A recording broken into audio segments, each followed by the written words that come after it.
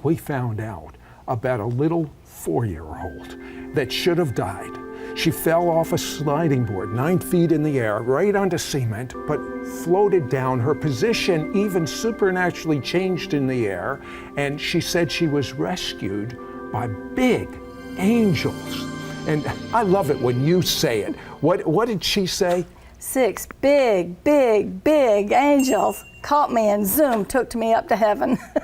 This is your granddaughter. Your whole life has been revolutionized Absolutely. since that. But there was on television a major incident, and we're going to change the name of the person, but she talked with this person in heaven. Tell me about that. Yes, this happened probably just either before she was born or right after she was born, but she met this child. He was one of the 8 boys and 8 girls that she met in heaven, and his stepfather shot him with a long gun. He was a mean man. He shot this little boy in the face with a long gun. And it was in all the newspapers. This man, she told us, he also killed 3 police officers. And this was all over the Tampa area, but it was also in network news. This man was severely hated because of killing the police officers. She talked to this boy in heaven, and she called him Bangy because his favorite toy to play with, that he had actually left it in Ohio when he moved to Florida, was a little red plastic water pistol, and he liked to play with that little gun.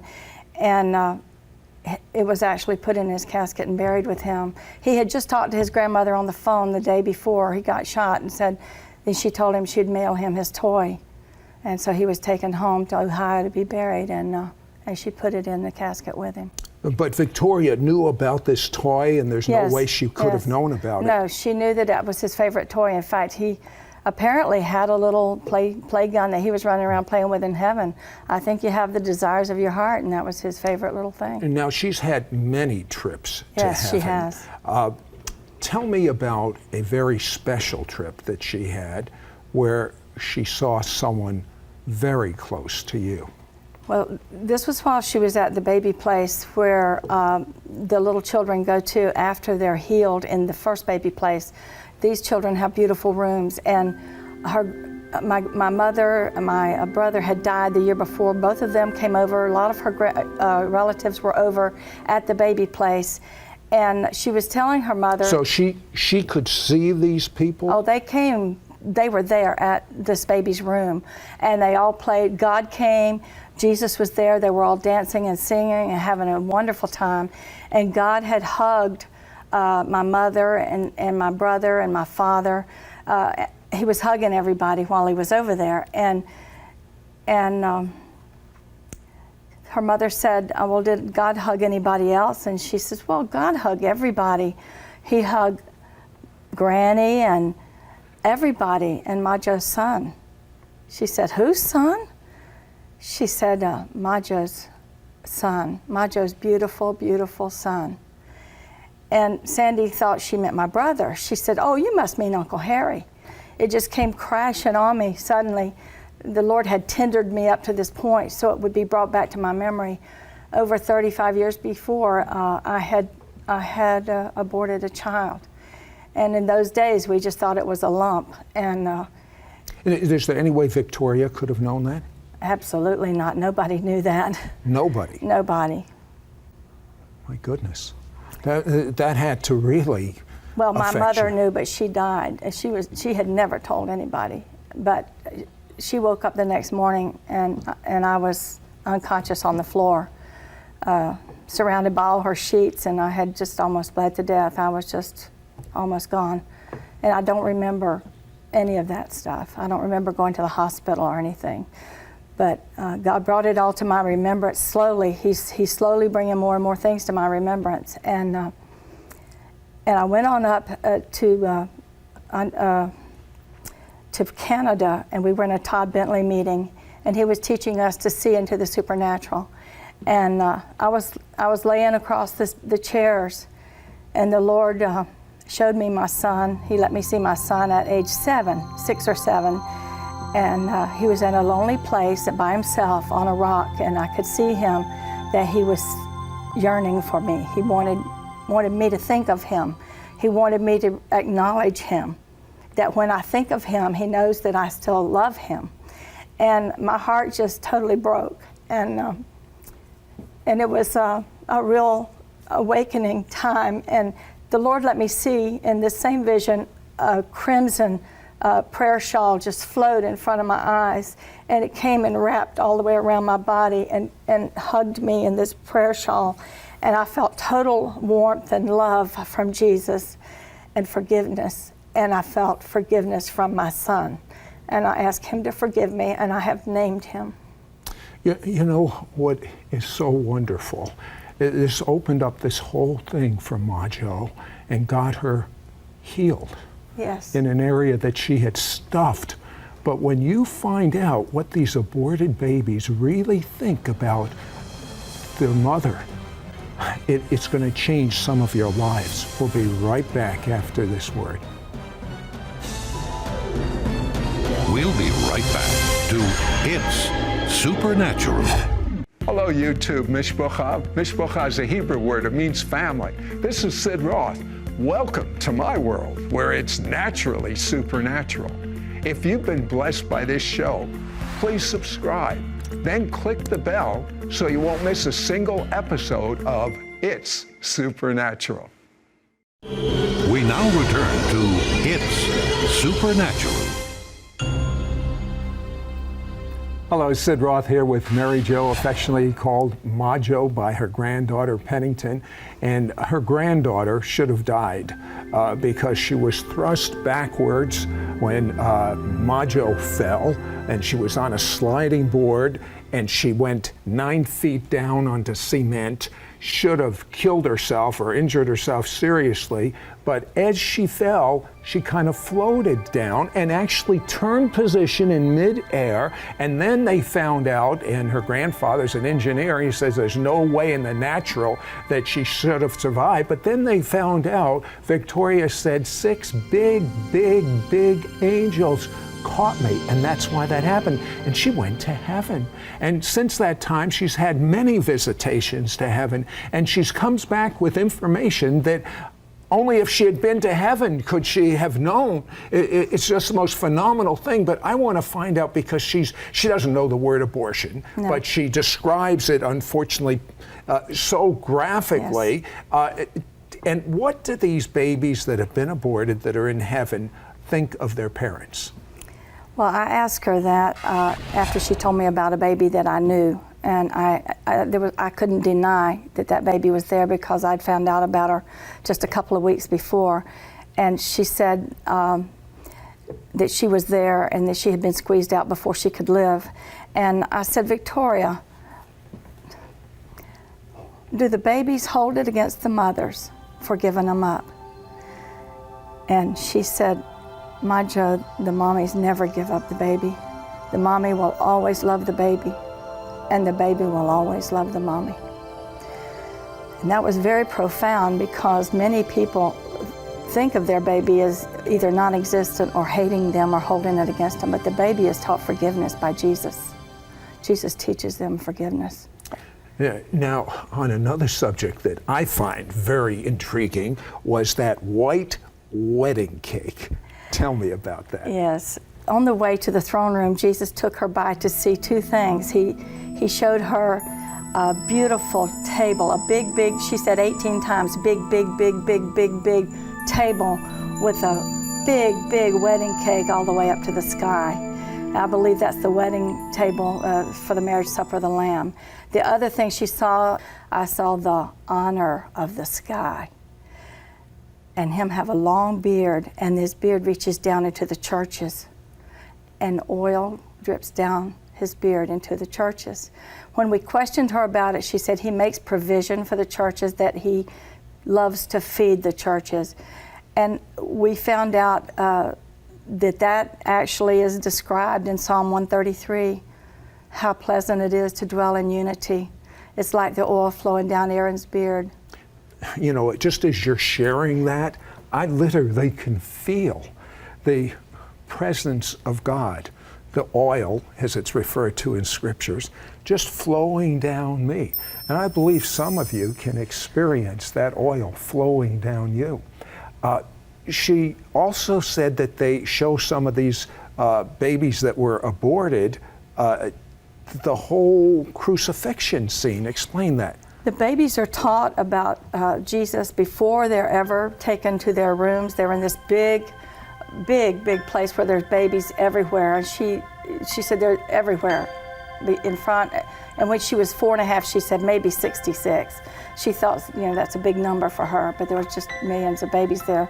But the babies are shown on it's as big as the sky, but it's like a screen, but they come out and they're real. They're actually taken to where Jesus was born.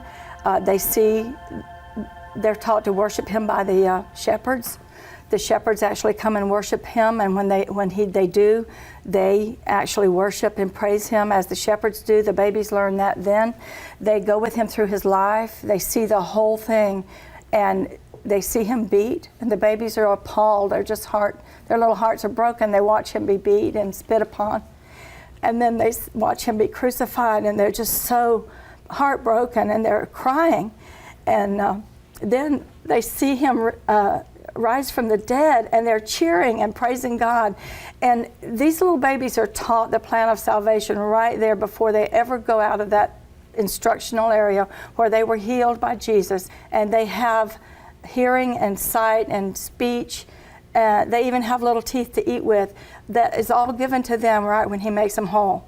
They are made whole, but they're still little. So these garbage can babies, he makes whole. He makes them whole. Whatever was done to them, if they were torn apart, whatever, each part of their body is perfected.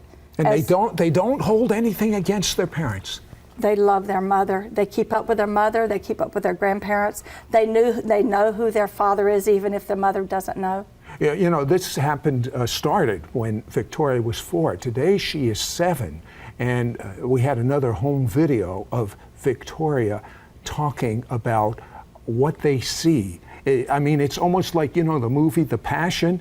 They see something much better than The Passion portrayed. Let's go to that clip right now.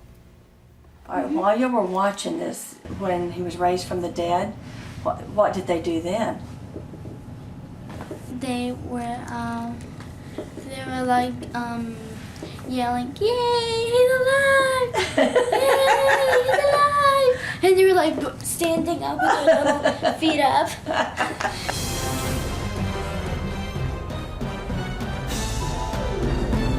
We'll be right back to It's Supernatural.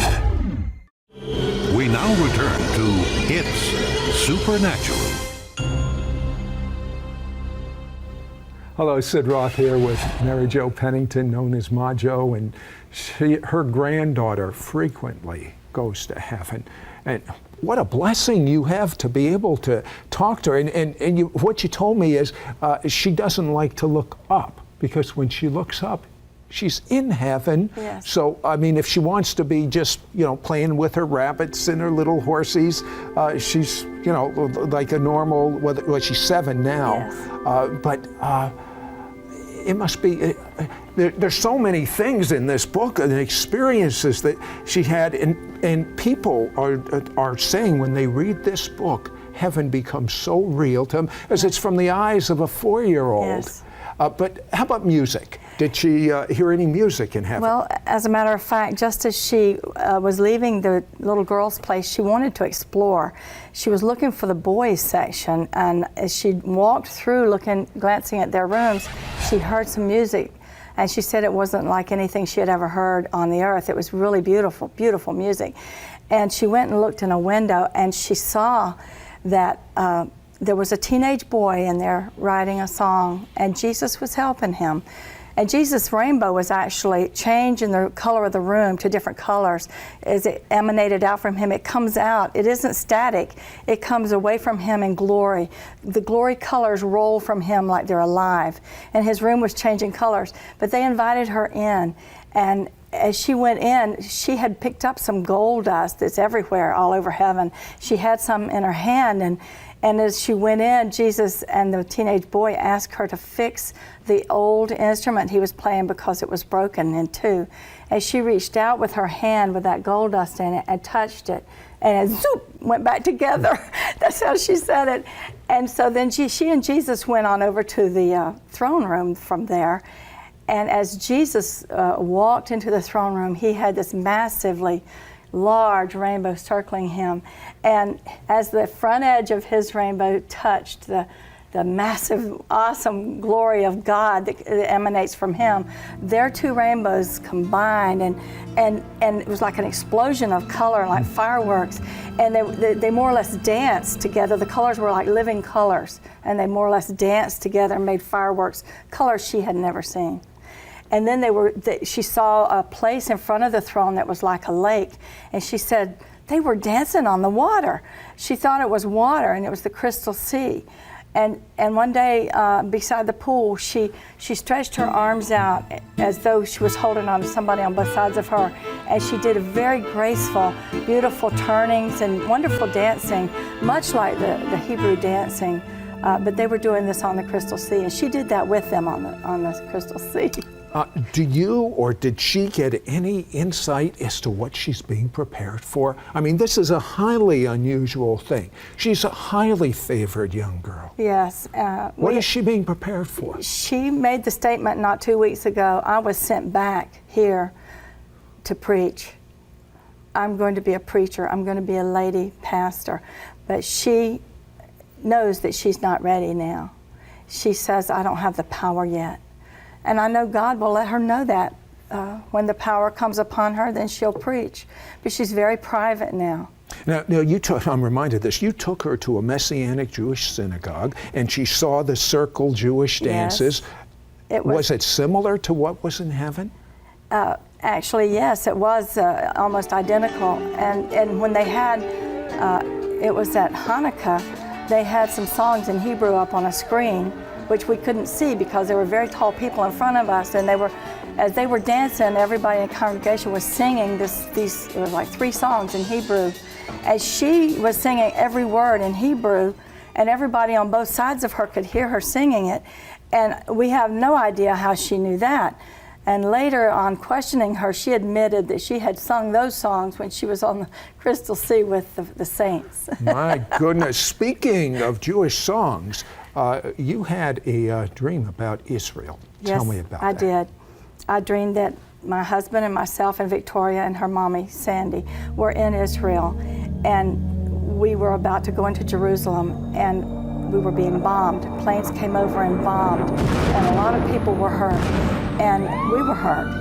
And we had hidden in this little garage, and as we stepped out, the atmosphere was thick, like Jell-O, not quite as firm as Jell-O, but you could feel the atmosphere was thick. You could see stuff floating in the atmosphere, like we could see the DNA and the cells and the atoms and rainbows floating. And a voice came out of the atmosphere and said, drink in, open your mouth, drink in my protoplasm, drink in my DNA, drink in my atoms and cells and rainbows. And as we did, we were pulling it to our mouth and opening our mouth and breathing it in and swallowing. We were made totally whole. All of our hurts were healed. We were made to feel so light and airy and full of energy that we could have floated to Jerusalem. We were so airy and full of the spirit of the Holy Spirit. It was just an awesome experience in this dream. I don't know what it means, but I do know that God's presence is all around us at all times. I believe we're surrounded by His DNA that will heal us if we just receive it into ourselves. You know what thought I'm having as you're talking about this? I'm thinking about the book of Esther. And remember, Esther soaked for 6 months in oil of myrrh, and then 6 months in perfume, and all the virgins were just soaking in this oil.